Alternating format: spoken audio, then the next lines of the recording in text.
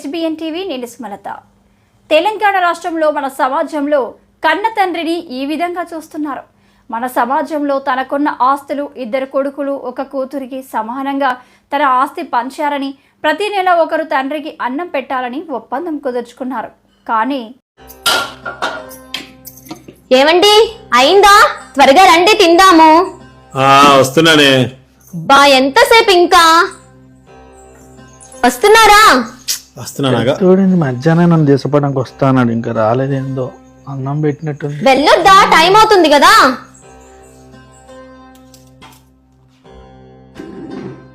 నానా నువ్వు కూడా అన్నానికి వస్తున్నారా? అదేంటి మామయ్య ఇప్పుడు కూడా ఇక్కడే తింటారా? అవును. అయినా మన వంతు నిన్నటితోనే అయిపోయింది. మీ అన్నయ్య పొద్దున్నే వచ్చి తీసుకెళ్ళాలి కదా. ఆయనేమో రాలేదు. మధ్యాహ్నం కూడా నేనే వండి పెట్టాను. అయినా అది అప్పుడే అరిగి ఉండదులేండి. ముందే చెప్తే ఒక పిరికెడు బియ్యం ఎక్కువ వేసి వండేదాన్ని కదా.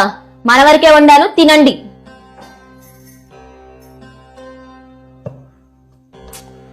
నాన్న వింటే బాధపడతాడే. అయినా ఉన్నమాట ఉంటే తప్పేముంది?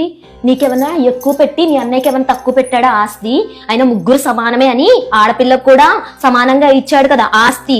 మరి ముగ్గురు 3 వాటాలు అయ్యాలి కానీ 2 వంతులేంటి?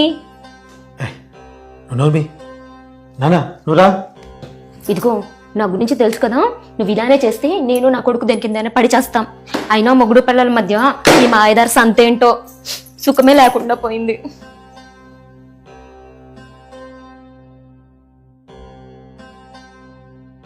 పిచ్చి కాకపోతే ఆయనకి ఏమైనా సిగ్గు సరం లేదా ఏంటి? ఆయన వంత అయిపోయిందని ఆయనకి తెలియదా? నేను వండి పెడితే మాత్రం ఆయన తింటాడా ఏంటి? అయినా నాకు ఆకలిగా లేదురా చిన్నోడా. పెద్దోడు వచ్చాక పెద్దోడు ఇంటికి అడిగి వెళ్ళి తింటాలే. మధ్యాహ్నం బాగా తిన్నారు కదా. తిన్నది అరగలేదేమో మామయ్య. కూర్చోండి, మేము తినేస్తాం.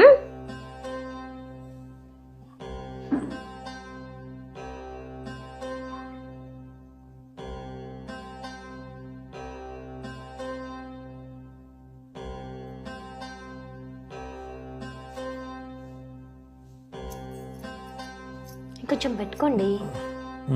చాలే. పప్పు పెట్టినా? పప్పు తినండి, చాలా బాగుంది. ఏదో ఒకటి పెట్టు. కొంచెం ఇది కూడా టేస్ట్ చేయండి, బాగా చేశాను. అదేంటి అన్నం చాలా ఉందిగా. అసలే 25,000 పెట్టి కుక్క పిల్లని కొన్నాం, దానికి పెట్టొద్దా ఏంటి? అసలే అది సన్నగా చిక్కిపోతుందండి. ఈ మధ్య ఏం తినట్లేదు.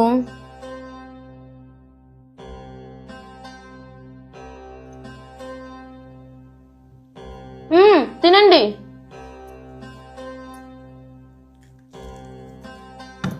కడుపు నిండిపోయింది.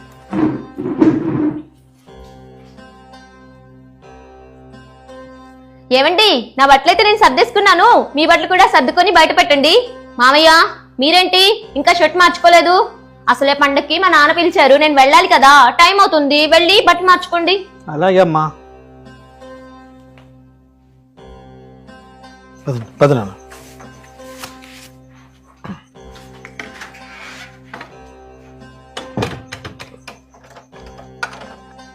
మామయ్య ఒక్క నిమిషం. ఏమండి కుర్చీ లోపల వేయండి. ఏం లేదు మామయ్య, బయట దొంగలు ఎక్కువ ఉన్నారు కదా, అందుకే కుర్చీ లోపల వేయిస్తున్నాను. అదేంటి?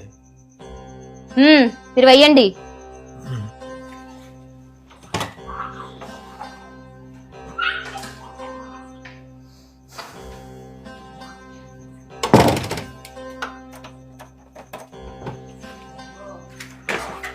ఇగో నాన్న.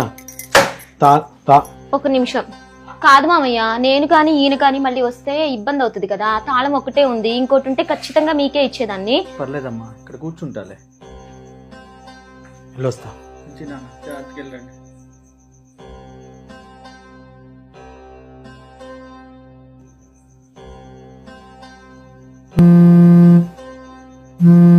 హలో హలో నాన్న, నేను.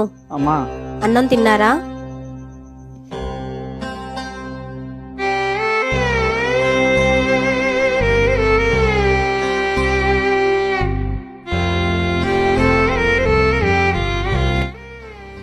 ఆడపిల్ల తల్లిలాగా నానా తిన్నావా అని అడగగానే ఆ తండ్రి ఇంతసేపు గుండెల్లో దాచుకున్న కన్నీరు ఒక్కసారిగా ఉప్పెనలా ఉప్పొంగింది.